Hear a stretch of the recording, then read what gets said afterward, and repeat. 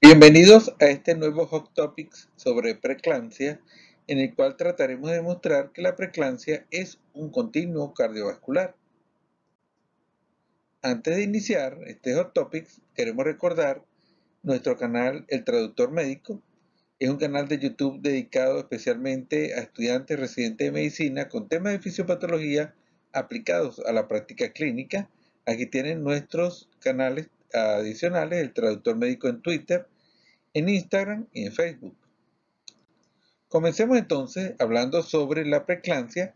Trataremos de mostrar entonces que es un continuo cardiovascular que se inicia cuando la mujer está en la etapa de la infancia, en la etapa fetal, que llega a su momento máximo en la etapa de la preeclampsia y que se genera un riesgo cardiovascular que permanece aún en la etapa posterior a la preeclampsia en toda la etapa adulta.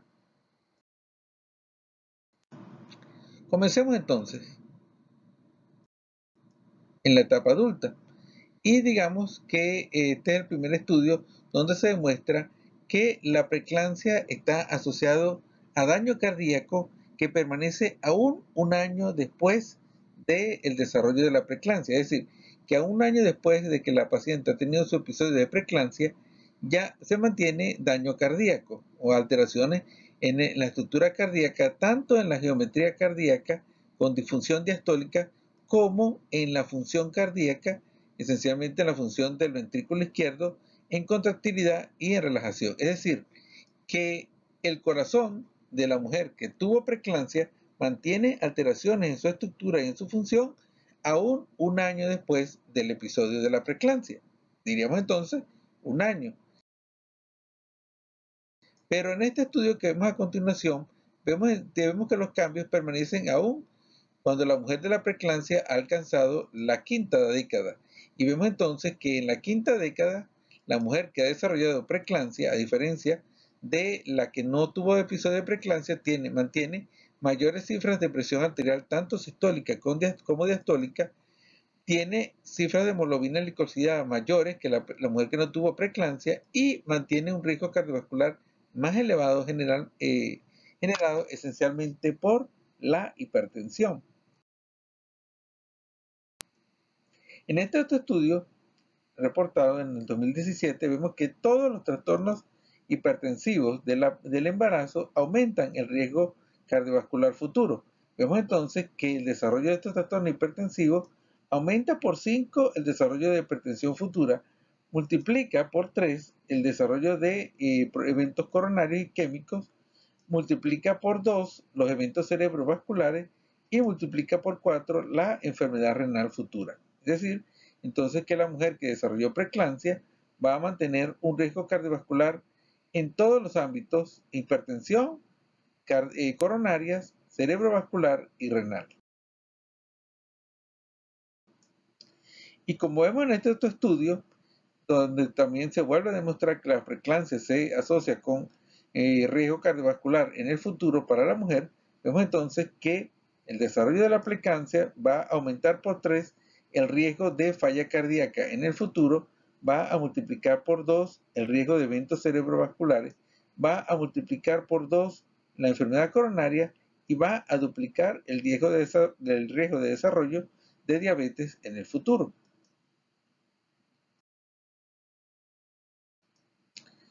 Entonces, bueno, hemos visto que en la etapa el riesgo de adulto pues aumenta con el desarrollo de la preeclampsia, pero ¿qué pasa con los hijos de las mujeres con preeclampsia, con las hijas de las mujeres con preeclampsia? Tienen un riesgo cardiovascular aumentado aún después, desde la etapa de la infancia. Y vemos en este estudio que sí, que las hijas de las mujeres con preeclampsia mantienen tienen un riesgo cardiovascular aumentado con respecto a las hijas de mujeres que no tuvieron preeclampsia. Y vemos entonces que en estas niñas tienen cifras de presión arterial 2 milímetros de mercurio mayor que una niña de una mujer que no tuvo preeclampsia. Tiene un aumento de la presión arterial diastólica, también un aumento de 2 milímetros con respecto a las que no tuvieron preeclampsia y un aumento del índice de masa corporal.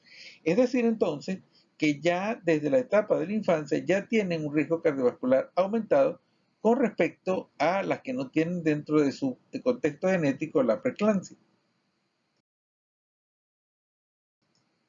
Vamos a hablar entonces ahora de la fisiopatología para explicar este riesgo que nace en la infancia y va en transcurso a través de toda la vida de la mujer que desarrolla preeclampsia.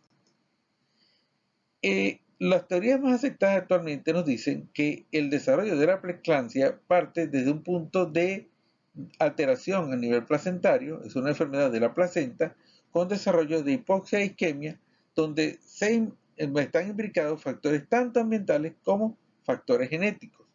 Esas alteraciones en la placenta de hipoxia y de isquemia van a generar entonces una disregulación, una alteración en la regulación inmunológica, tanto en los linfocitos T como en los linfocitos B. La alteración de los linfocitos B va a generar anticuerpos contra el receptor de la angiotensina, el receptor AT1, y ello va a derivar en dos vías de alteraciones. La vía de alteración en la angiogénesis de la placenta, desarrollada por un factor soluble de una tirosina sinasa, que vamos a hablar posteriormente, y el otro factor que genera disfunción endotelial es la producción de endotelina a partir de la estimulación del receptor AT1, lo cual veremos también posteriormente. Entonces tenemos dos vías finales, una de alteración de angiogénesis placentaria y otra de disfunción endotelial vascular, las cuales conjuntamente van a generar todo el problema de la preeclampsia. Empecemos entonces, dijimos que había un contexto inicial de hipoxia, isquemia placentaria y una disregulación, una alteración en la regulación inmunológica. Esencialmente en la primera fase en los linfocitos T, y vemos entonces que estas mujeres con preeclampsia tienen un aumento de la respuesta inmune de ataque, la respuesta inmune agresiva desarrollada por TH1, por las familias o por las series TH1 y TH17, y una disminución de la respuesta de tolerancia desarrollada por las células T regulatorias. Y esto entonces se demuestra que en las mujeres con preeclampsia tiene mayor respuesta de ataque inmunológico y menor respuesta de tolerancia inmunológica. Es decir, que entonces esta respuesta tiende a atacar el sistema de las mujeres con preeclampsia. El otro elemento importante de la disregulación inmunológica es la alteración de los linfocitos B. Y esa alteración de los linfocitos B va a producir una serie de anticuerpos y esos anticuerpos van a ir dirigidos contra el receptor de la angiotensina, contra el receptor AT1. Vemos aquí un estudio reciente del 2017 que comprueba que las mujeres con preeclampsia tienen mucho más altos los niveles de anticuerpos contra el receptor AT1 que mujeres que no tengan trastornos hipertensivos del embarazo. Entonces, ya hay bastantes estudios que han comprobado este punto. El elemento principal en la alteración de la preeclampsia es el desarrollo de anticuerpos contra el receptor AT1. Estos anticuerpos entonces van a estimular al receptor AT1 y, como dijimos, van a generar dos vías de alteraciones en la mujer con preeclampsia. Vemos acá que la estimulación del receptor AT1 por los anticuerpos va a generar una mayor sensibilidad a la angiotensina en estas pacientes. Entonces tenemos anticuerpos que se unen al receptor AT1 y esta mujer es altamente sensible a la acción de la angiotensina. Ahora veamos en la vía de la alteración de la angiogénesis desarrollada por el receptor de angiotensina, que fue estimulado por su anticuerpo. Vemos entonces que a partir de la estimulación del receptor de angiotensina por el anticuerpo se genera un factor llamado un factor soluble llamado factor soluble de la tirosina sinasa. Veamos cómo se desarrolla esto. En una placenta normal existen dos factores de crecimiento, un factor de crecimiento endotelial y un factor de crecimiento placentario indispensable para la salud del vaso sanguíneo en la placenta. Estos dos factores se van a unir a un sistema llamado tirosina sinasa, y ese sistema de tirosina sinasa es el que está unido a la pared del vaso sanguíneo y es el que permite la acción de estos dos factores de crecimiento. Si los factores de crecimiento no se unen a la tirosina sinasa, no van a permitir entonces el desarrollo de una angiogénesis normal. Es decir, que para el desarrollo del vaso sanguíneo y para la función del vaso sanguíneo de la placenta, hace falta que esos dos factores de crecimiento, el endotelial y el placentario, se unan a la pared a través del sistema de la tirosina sinasa. Cuando se sobreestimula el sistema renina-angiotensina por los anticuerpos generados por los linfocitos B en la placenta isquémica, ¿qué pasa? ese sistema de tirosinosinasa se destruye y se genera una forma soluble de esa tirosinosinasa. Esa forma soluble no tiene el mecanismo para unirse a la pared del vaso sanguíneo y por lo tanto los factores de crecimiento, tanto el endotelial como el placentario, tampoco pueden unirse al vaso sanguíneo y quedan aislados de la pared del vaso sanguíneo.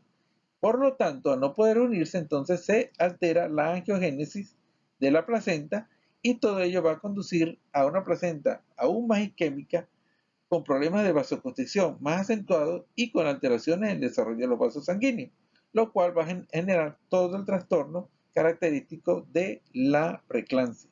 Entonces tenemos un factor fundamental, el factor soluble de la tirosinosinasa, que no está diseñado, que no puede unirse al vaso sanguíneo e impide la acción de los factores de crecimiento tanto endotelial como placentario.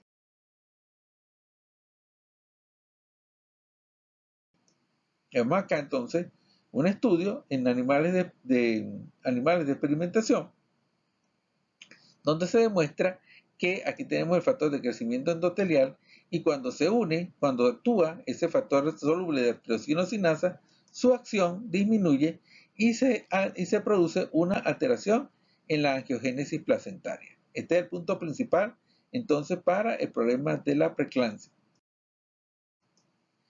Veamos que es tan importante este factor soluble que un estudio publicado recientemente, en febrero de este año, demuestra que el principal gen asociado con el desarrollo de la preeclampsia, el factor genético principalmente asociado con la preeclampsia, es un gen que determina los niveles de ese factor soluble de tirosinosinasa, de ese factor llamado FLT1. Entonces, este factor es el responsable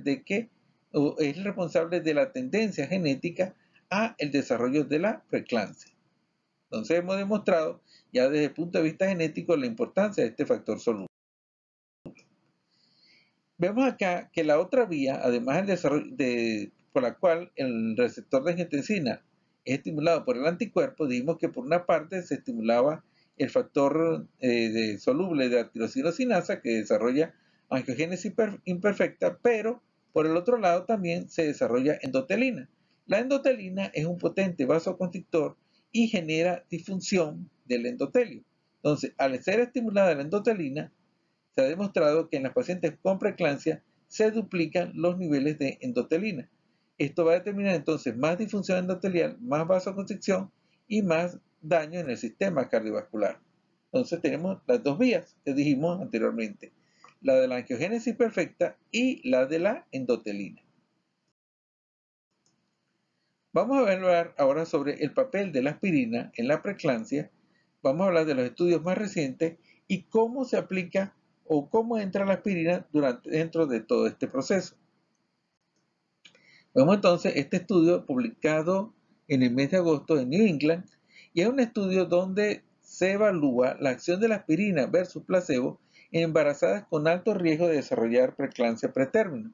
Es un estudio con 1.776 mujeres que tenían alto riesgo de desarrollo de la preeclampsia y recibieron aspirina en dosis de 150 miligramos por día.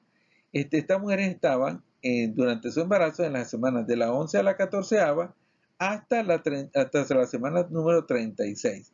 Y el punto primario de este estudio era prevenir el desarrollo de la preeclampsia antes de la semana 37. ¿Cuál fue el resultado de administrar la aspirina a dosis de 150 miligramos en estas embarazadas? Que el punto primario se disminuyó en un 62%, es decir, se disminuyó un 62% el riesgo de desarrollo de preeclampsia en la mujer, embarazada, y con una NNT, es decir, un número necesario a tratar de 38, es decir, que era necesario tratar 38 mujeres para prevenir un evento de preeclampsia. A partir de esto, entonces, podemos decir que la aspirina es un arma fundamental para la prevención de la preeclampsia. Veamos entonces estudios experimentales para tratar de entender cómo actúa la aspirina en la preeclampsia. Y vemos entonces que cuanto al factor soluble FLT1 que hablamos anteriormente de la tirosinosinasa, aquí se demuestra que en tejidos en experimentación se demuestra que en placentas sometidos a hipoxia, a isquemia, se demuestra que la aspirina disminuye los niveles del SFLT1, es decir, del factor soluble de la tirosina-sinasa, que ya dijimos que es el factor fundamental para la angiogénesis perfecta. Pero no solamente la aspirina actúa sobre SFLT1, se ha demostrado también que la aspirina actúa sobre la endotelina y en animales de experimentación disminuye los niveles de vasoconstricción generados por la aspirina e indirectamente por el SFLT1. Entonces vemos que la aspirina actúa sobre los dos puntos principales. Actúa sobre la angiogénesis y actúa sobre la etapa de la vasoconstricción generada por la endotelina. Vemos acá en estudios recientes también sobre la acción de la aspirina que su efecto fundamental es en embarazo por debajo de la semana número 16. Y esencialmente en este estudio se demostró que su efectividad iba con dosis de aspirina desde 75 a 150 miligramos para prevención de preeclampsia, para prevención de preeclampsia severa y para prevenir alteraciones en el desarrollo del feto. Vemos entonces que en ese mismo estudio se demuestra que el efecto de la aspirina se pierde cuando se administra después de la semana número 16. Y vemos un estudio también reciente sobre las dosis de aspirina y vemos que esencialmente su efecto fundamental es con dosis de 150 miligramos por día. Concluyendo entonces todos estos estudios que hemos visto recientes sobre preeclampsia. En primer lugar, la preeclampsia es una oportunidad única para identificar enfermedad cardiovascular persistente. En segundo lugar, la preeclampsia constituye un continuo de enfermedad cardiovascular durante toda la vida, aún desde la etapa de la gestación de la mujer. En tercer lugar, representa la confluencia de factores de riesgo cardiovasculares previos y de daño endotelial mediado con factores placentarios antiangiogénicos. En cuarto lugar, el uso de la aspirina determina una reducción del 62% de la incidencia de preeclampsia pretérmino con una NNT de 38 mujeres que deberían ser tratadas para evitar un evento de este tipo. Y en quinto lugar, un mejor entendimiento de la interfase fetoplacentaria materna nos ayudará a delinear los aspectos biológicos del conocimiento futuro de la enfermedad cardiovascular.